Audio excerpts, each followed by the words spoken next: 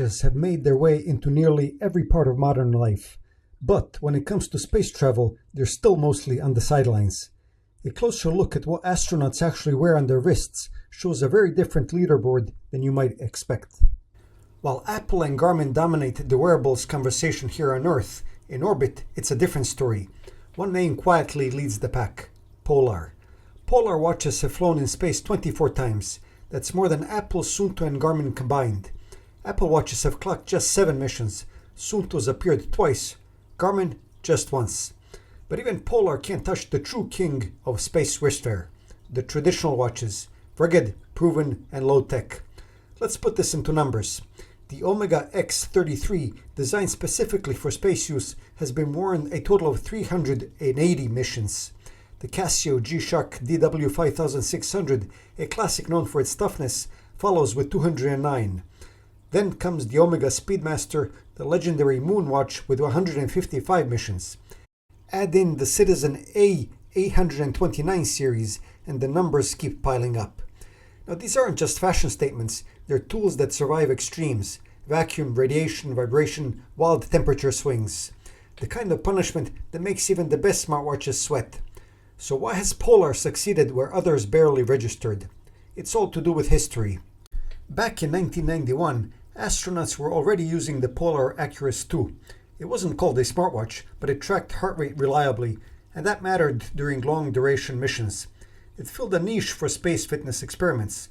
Through the 90s and 2000s, NASA stuck with Polar's purpose-built gear. Models like the E600 and V800 became familiar sights on the ISS. Apple actually didn't get into orbit until 2020. That's when the Apple Watch made its debut on the Dragon Crew 1. Then came the Inspiration 4 mission in 2021. All 4 crew members wore one. That flight actually marks Garmin's only confirmed appearance at orbit so far. And Suunto? Well, it got there early but never stayed. A Suunto Vector flew in 2001. The Observer SR followed in 2009. Nothing since. If you rank the brands by how many times they've flown, it's a traditionalist's list. Omega leads with 681 missions. Casio's next, then Seiko, Timex and Polyot. Polar shows up at number 8, the only dedicated smartwatch brand in the top 10.